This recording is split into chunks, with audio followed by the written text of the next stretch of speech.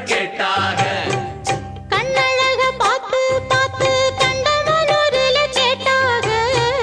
மூக்கழக பார்த்து என்ன மூக்கையங்கோட்டையில் கேட்டாக. கோபமுள்ள பொண்ணு என்ன கோம்பையிலே கேட்டாக.